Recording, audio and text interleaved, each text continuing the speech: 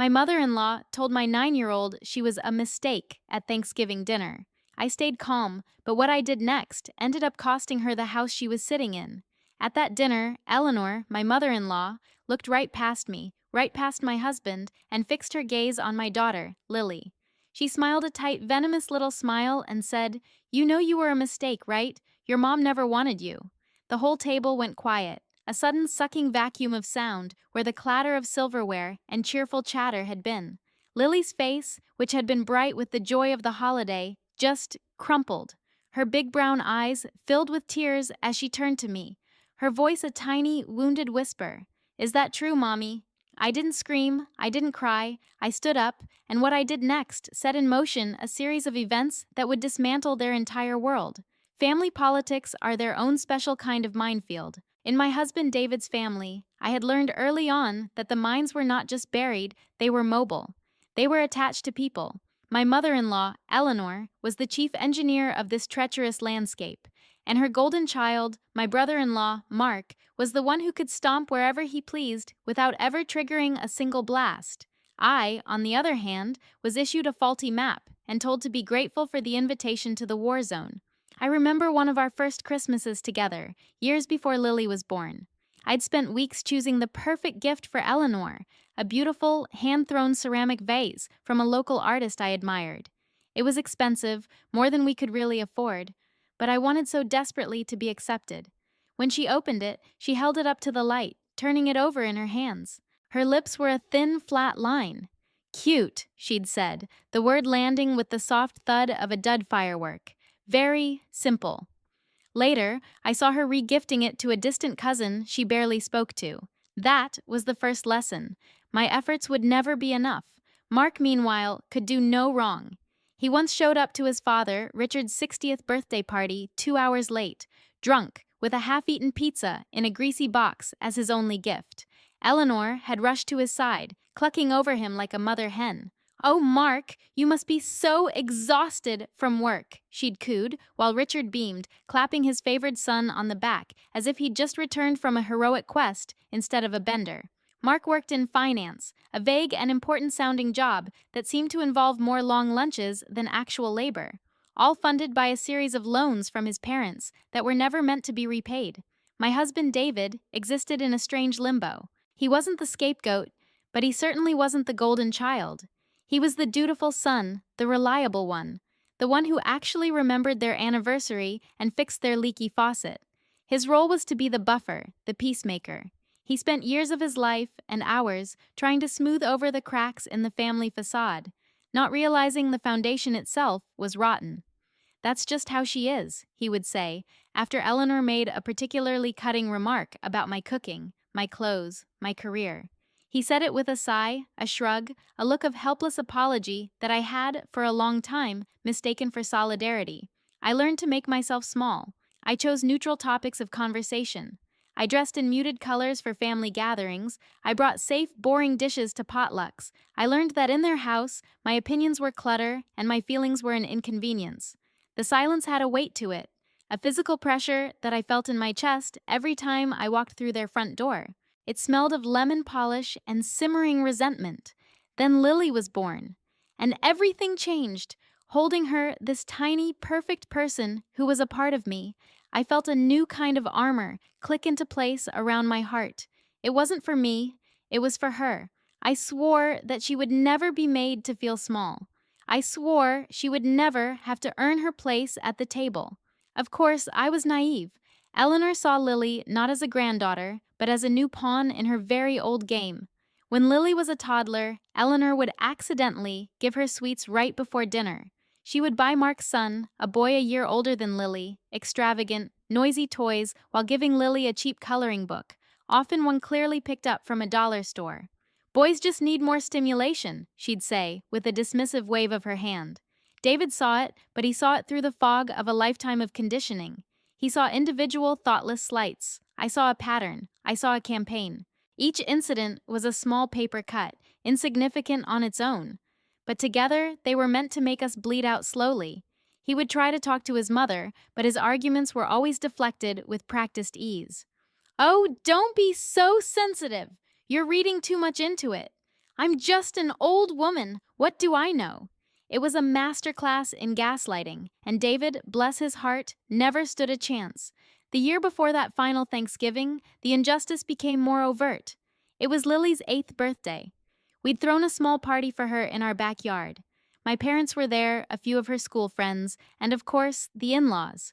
Eleanor and Richard arrived with a gift for Lily, a single slim envelope. Inside was a $50 bill. A perfectly nice gift, if a little impersonal. An hour later, Mark and his wife, Brenda, arrived with their son, Josh. Eleanor immediately bustled over to them, pulling a large, brightly wrapped box from a bag she'd kept hidden. "I just had to get this for my big boy," she announced to the party at large. It was the newest, most expensive Lego set, one Josh had been begging for. He tore it open right there, scattering pieces on the grass, while Lily watched, her own, smaller gift seeming to shrink in her hands. I saw the flicker of confusion and hurt on my daughter's face. My heart hammered in my chest. I caught Eleanor's eye across the yard. She gave me a small, triumphant smirk.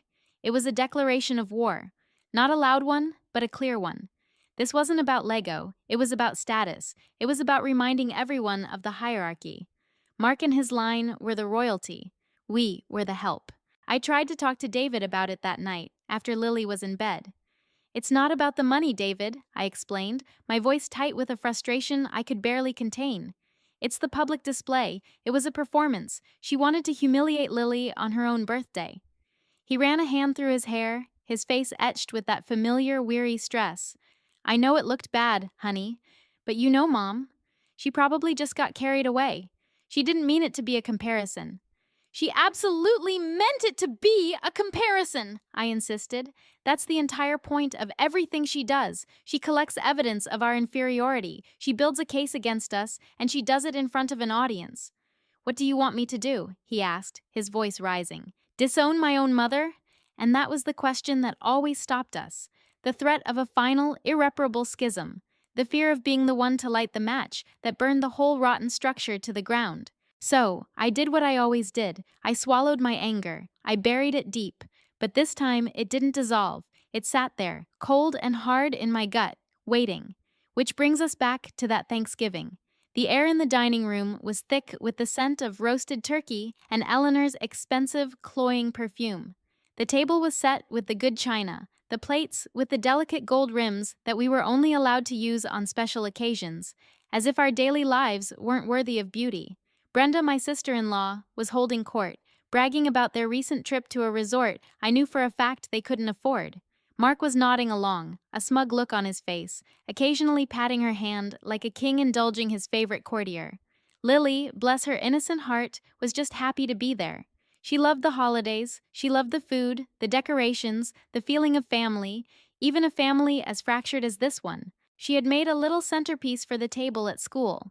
A clumsy but charming construction of pine cones and construction paper feathers. She'd proudly placed it in the middle of the table when we arrived.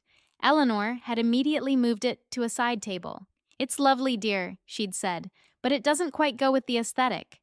The conversation had turned to David's childhood. Eleanor was telling a story about Mark, of course, a story about how he'd heroically saved a baby bird that had fallen from its nest. It was a story I'd heard a dozen times, and each time, Mark's role grew more mythic. Lily, trying to connect, piped up. "Daddy told me he fell out of a tree once and broke his arm. Were you scared, Grandma?" Eleanor's smile faltered. The attention had shifted from her golden boy. She looked at David, then at me, a flicker of something ugly in her eyes. Then she turned that gaze on my daughter. And that's when she said it. The words were quiet, almost conversational, but they landed like a bomb in the center of the table. "You know you were a mistake, right? Your mom never wanted you." Time seemed to slow down. I saw the shock on my father-in-law's face. I saw Mark and Brenda exchange a quick, uncomfortable glance. I saw my husband, David, freeze completely, a forkful of mashed potatoes halfway to his mouth. The sharp, ugly clink of his fork hitting his plate was the only sound in the room. But all I could really see was Lily. Her face was a canvas of pure devastation. The joy was gone, replaced by a deep, shivering confusion. Her bottom lip trembled, and then came the question that shattered my world. "Is that true, Mommy?" Something inside me snapped. It wasn't loud. It was a quiet, clean break. The part of me that had spent years trying to keep the peace, the part that absorbed the insults and made excuses, just ceased to exist. In its place was a cold, silent clarity. The waiting was over. This ends now. I didn't look at Eleanor. I didn't look at my husband. I focused all my attention on my daughter. I knelt down beside her chair, ignoring the sudden scrape of my own chair against the polished wood floor. I took her small, trembling hands in mine. "No, my love," I said, my voice perfectly calm, perfectly steady. "That is not true. You are the best thing that ever happened to me. You are my whole world. Do you understand?" She nodded, a single tear tracing a path through the rosy blush on her cheek. "Good," I said. I squeezed her hands gently. Then I stood up. I picked up my purse from the floor beside my chair. I took Lily's coat from the back of hers. "We're leaving," I said to the room at large. My voice was flat, devoid of emotion.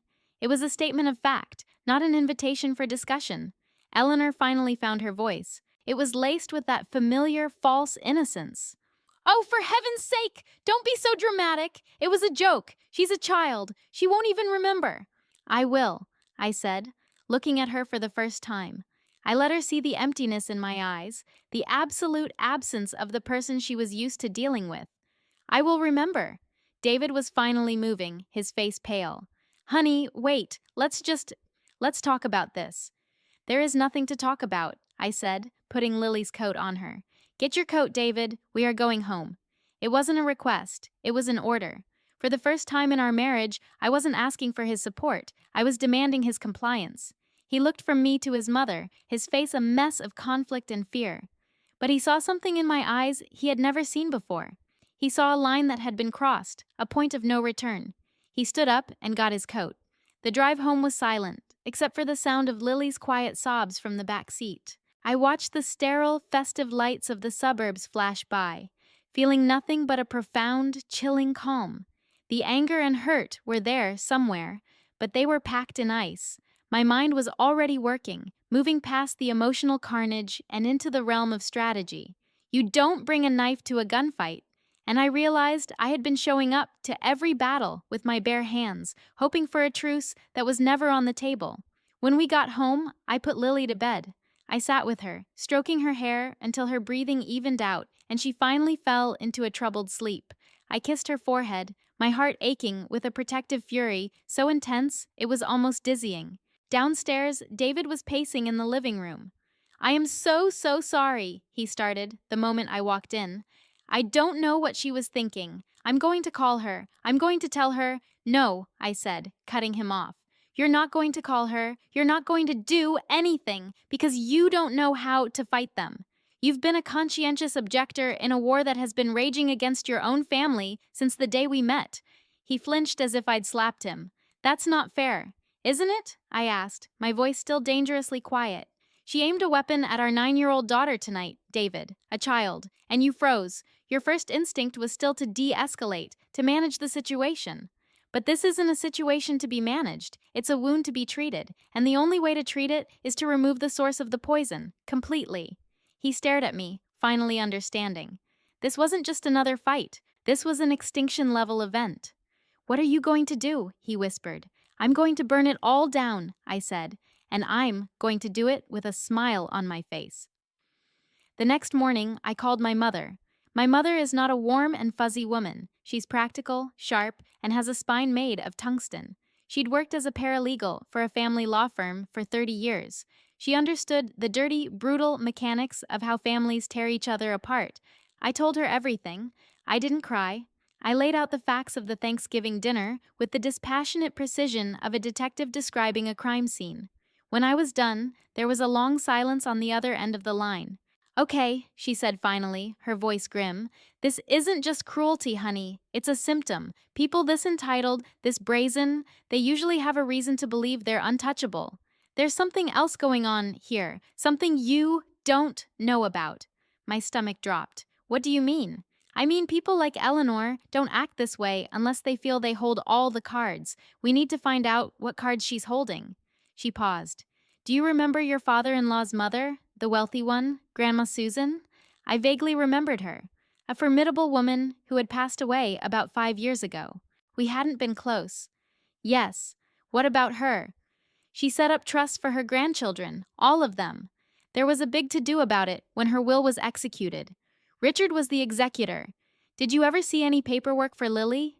A cold dread snaked its way up my spine. No, we didn't. Richard told us. He told us Susan had left a lump sum for the family, and he and Eleanor were managing it for the boy's future.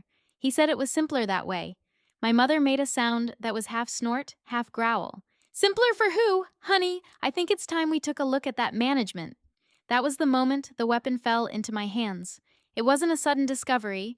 It was the slow, dawning realization that I'd been looking at the ammunition for years without understanding what it was.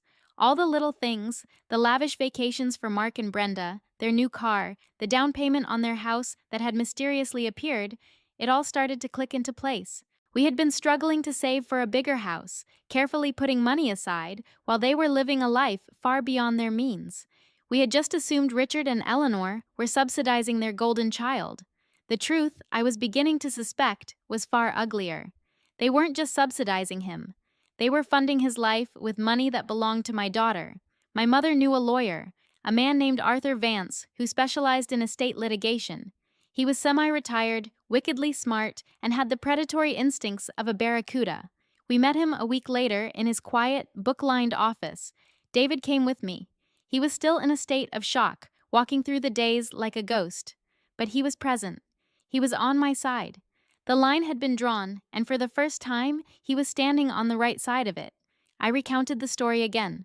Arthur listened patiently, his steepled fingers resting against his lips. He didn't interrupt. When I finished, he looked at my mother, then at me. "The cruelty is a matter for therapists," he said, his voice a low, gravelly rumble. "The money, however, is a matter for the courts. If your suspicions are correct, this is not just familial favoritism. This is fraud, breach of fiduciary duty, theft." The words hung in the air, stark and brutal. Theft. Getting the proof was easier than I thought. Funny what urgency does when it's tied to money. Arthur filed a motion demanding an accounting of the trust. As the parent of a beneficiary, I had the right to see the records. Richard, as the executor, was legally obligated to provide them. He tried to stonewall, of course. His lawyer sent back a letter full of blustering indignation, accusing us of being greedy and malicious, of trying to sow discord in the family. It was a classic Eleanor move, translated into legalese: attack, deflect, and play the victim. But ink beats opinions. Arthur simply filed another motion, this one with a deadline and the threat of a court order. 2 weeks later, a thick manila envelope arrived at Arthur's office. The four of us, me, David, my mother, and Arthur, sat around his large mahogany desk as he spread the documents out. It was all there, in black and white. Grandma Susan had left a substantial amount of money to be divided equally into 3 trusts. One for Mark's son, Josh, one for Lily, and one for any future grandchildren. Richard and Eleanor were the trustees, with explicit instructions to manage the funds for the children's education and well-being until they turned 25. Then came the bank statements, page after page of them, and the story they told was sickening. For the past 5 years, since the trust was established, Richard and Eleanor had been systematically draining Lily's account. There were transfers, thousands of dollars at a time, to a separate account. From that account, they had paid Mark's credit card bills. They had paid for his car. They had given him the down payment for his house. In total, they had stolen over $200,000 from my daughter. But they had done it cleverly. They hadn't touched Josh's trust. His was pristine, growing with interest, a perfect little nest egg. They had only stolen from Lily, my daughter. The mistake. I felt a wave of nausea. I looked at David. His face was ashen. He looked like he was going to be sick. He was seeing his parents for who they truly were, not through the soft focus lens of childhood, but in the harsh fluorescent light of a legal document. They weren't just thoughtless or biased, they were criminals. "Why?" he whispered, his voice hoarse. "Why would they do this?" Arthur leaned back in his chair. "Because they could. Because they thought no one would ever check. They assumed you," he said, pointing a finger at me, "would continue to play the peacemaker. They assumed you," he said, turning to David, "would never challenge them. Their arrogance was their undoing." The plan was simple, and it was brutal. Arthur drew up a formal complaint to be filed in court. He also drafted a settlement agreement. The terms were non-negotiable. 1. Richard and Eleanor were to be immediately removed as trustees for both Lily's and Josh's accounts. A neutral third-party bank would take over. 2. They were to repay every single cent they had stolen from Lily's trust, plus interest, plus our legal fees. 3. They were to sign over a controlling interest in a small portfolio of stocks Grandma Susan had left them personally as collateral. And 4, the part I insisted on, a formal written apology to Lily, not to us, to her, an admission of what they had done in their own handwriting. Arthur raised an eyebrow at that last one. They'll fight that harder than the money. I know, I said, but they'll sign it.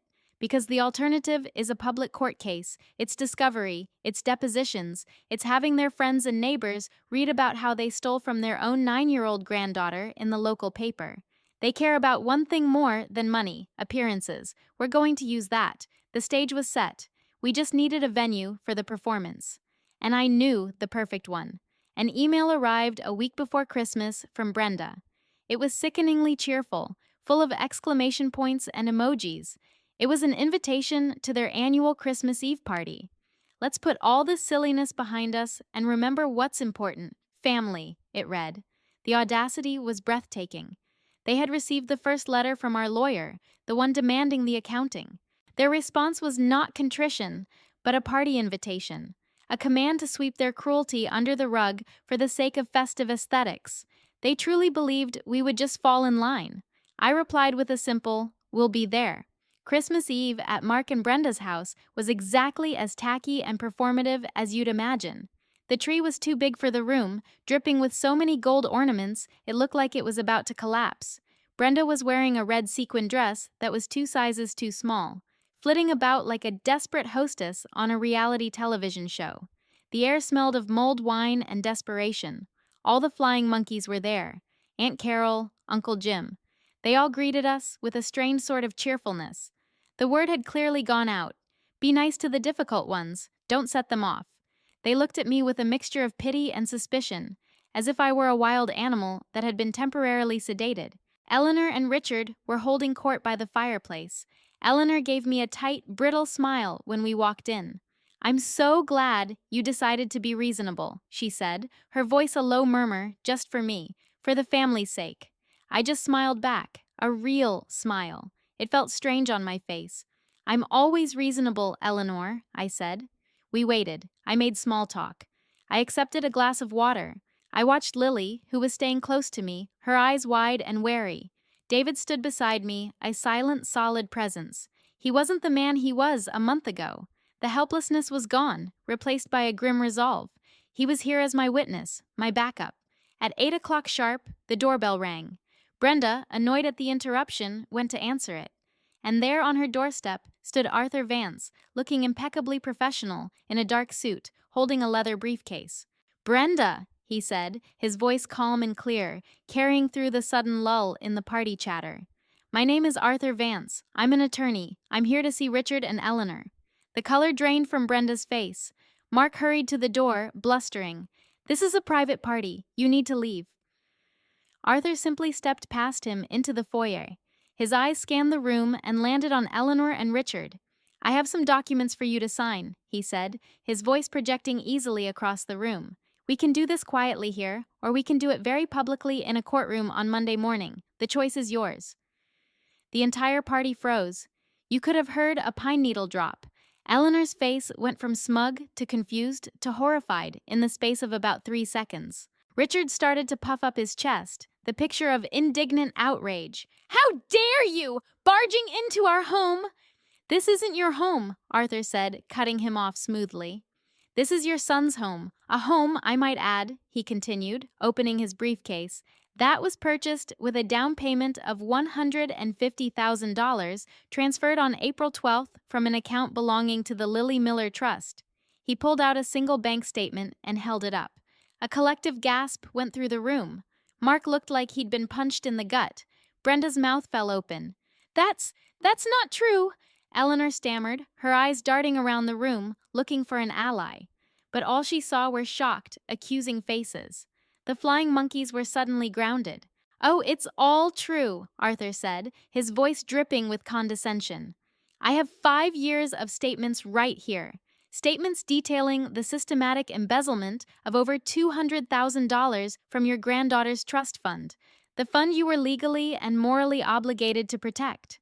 He walked over to the coffee table and laid out the settlement agreement. You will read this. You will sign it. You will sign the stock transfer forms. And you, he said, looking directly at Eleanor, will write a letter of apology to the child you have wronged right now. He placed a pen and a single sheet of his own monogrammed stationery on the table.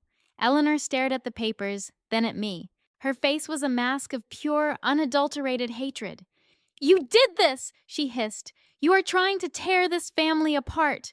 No, I said, my voice ringing out in the dead silence. You tore this family apart. You did it every time you belittled me. You did it every time you favored one son over the other. You did it every time you tried to make my daughter feel worthless. This isn't me tearing the family apart. This is me handing you the bill for the damages. Richard, defeated, sank onto the sofa. He picked up the pen. His hand was shaking. He started to sign.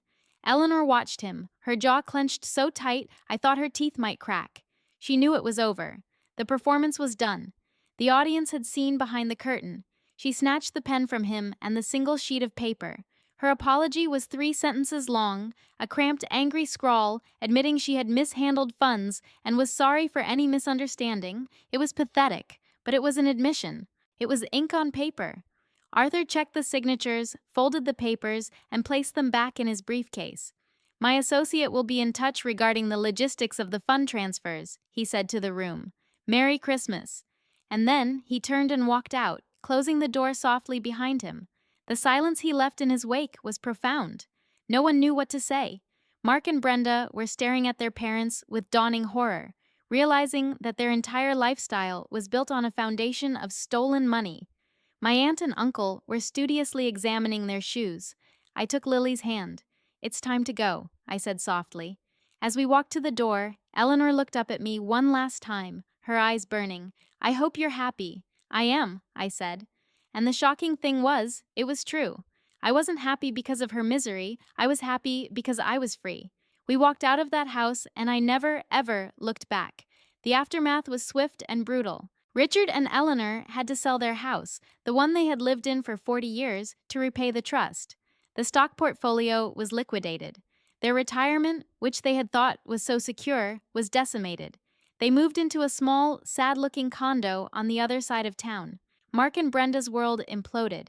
Without the constant cash infusions from his parents, Mark's finance career turned out to be a house of cards.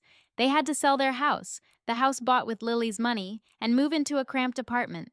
Brenda had to get a job as a cashier. I heard through the grapevine that they eventually divorced. The family, as I had known it, ceased to exist. We were no longer invited to anything, which was the greatest gift of all.